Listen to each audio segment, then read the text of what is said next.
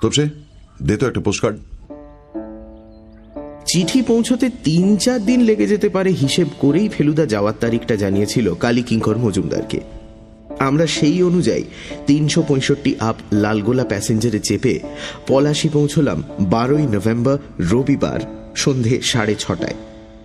ট্রেনের কামরা থেকেই ধান ক্ষেতের ওপর ঝপ করে সন্ধে নামা দেখছি। স্টেশনে যখন পৌঁছলাম তখন চারিদিকে বাতিটাতি জ্বলে গেছে, যদিও আকাশ পুরোপুরি অন্ধকার হয়নি। কালেক্টর বাবুর কাছে টিকিট দিয়ে বাইরে বেরিয়ে যে গাড়িটা চোখে পড়ল সেটাই যে মজুমদার মশাইয়ের গাড়ি তাতে কোনো সন্দেহ নেই। এরকম গাড়ি আমি কখনো দেখিনি। ফেলুদা বলল ছেলেবেলায় এক আধটা দেখে থাকতে পারে, তবে নামটা শোনা এটুকু বলতে পারে। কাপড়ের হুডওয়ালা অ্যাম্বাসেডারের চেয়ে ১.৫ লম্বা আমেরিকান গাড়ি, নাম হাফ মোবিল। গায়ের গাঢ় লাল রং এখানে ওখানে চটে গেছে। হুডের কাপড়ে ৩ জায়গায় তাপ্পি, তাও কেন জানি গাড়িটাকে দেখলে বেশ সমীহ হয়। এমন গাড়ির সঙ্গে উর্দি পড়া ড্রাইভার থাকলে মানাতো ভালো। যিনি রয়েছেন তিনি পরে আছেন সাধারণ ধুতি আর সাদা শার্ট। তিনি গাড়িতে হেলান দিয়ে সিগারেট খাচ্ছিলেন। আমাদের এগিয়ে আসতে দেখে সেটা ফেলে দিয়ে সোজা হয়ে দাঁড়িয়ে জিজ্ঞেস করলেন, মজুমদার বাড়িতে যাবেন আপনারা? আগে হ্যাঁ, বলল ফেলুদা। ঘুরঘুটিয়া। আসুন। ড্রাইভার দরজা খুলে দিলেন। আমরা ৪০ বছরের পুরনো গাড়ির ভেতর ঢুকে সামনের দিকে পা ছড়িয়ে হেলান দিয়ে আরাম করে বসলাম। ড্রাইভার হ্যান্ডেল মেরে স্টার্ট দিয়ে গাড়ি ঘুরঘুটিয়ার দিকে রওনা করিয়ে দিলেন। রাস্তা ভালো নয়, গাড়ির স্প্রিংও পুরনো, তাই আরাম বেশিক্ষণ টিকল না। তবুও পলাশীর বাজার ছাড়িয়ে গাড়ি গ্রামের খোলা রাস্তায় পড়তেই চোখ আর মন একসঙ্গেই জুড়িয়ে গেল। ফেলুদা ঠিকই বলেছিল, ধানে ভরা ক্ষেতের ওপর গাছপালায় ঘেরা ছোট ছোট গ্রাম দেখা যাচ্ছে, আর তারই আশেপাশে জমাট বাঁধা ধোঁয়া ছড়িয়ে বিছিয়ে আছে মেঘের মতো মাটি থেকে ৮-১০ হাত উপরে। চারিদিকে দেখে মনে হচ্ছিল একেই বোধহয় বলে ছবির মতো সুন্দর। এরকম একটা জায়গায় যে আবার একটা পুরনো জমিদার বাড়ি থাকতে পারে সেটা বিশ্বাসই হচ্ছিল না।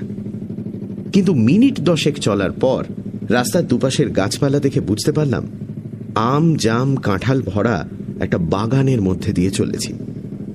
তারপর রাস্তাটা ডান দিকে ঘুরে একটা পোড়ো মন্দির পেরোতেই সামনে দেখতে পেলাম নহবতখানা সমেত একটা শ্যাওলা ধরা প্রকাণ্ড সাদা ফটক। আমাদের গাড়িটা ৩ বার হর্ন দিয়ে ফটকের ভেতরে ঢুকতেই সামনে বিশাল বাড়িটা বেরিয়ে পড়ল। পেছনে সন্ধ্যার আকাশ থেকে লালটা লুবে গিয়ে এখন শুধু একটা গাঢ় বেগুনি ভাব রয়েছে।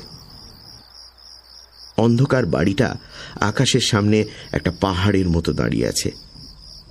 বাড়িটার অবস্থা যে প্রায় জাদুঘরে রাখার মতো সেটা কাছে গিয়েই বুঝতে পারলাম।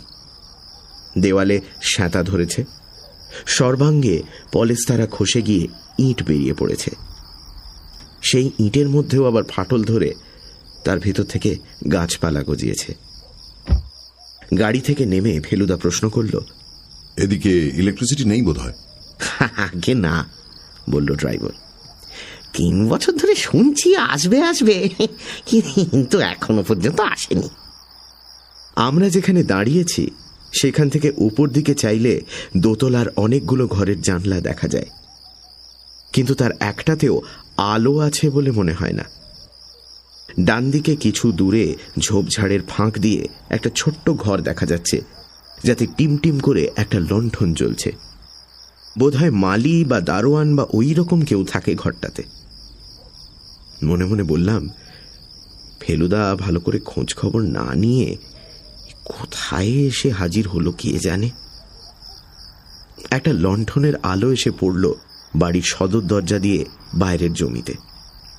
তারপরেই একজন বুড়ো চাকর এসে দরজার মুখটাতে দাঁড়ালো।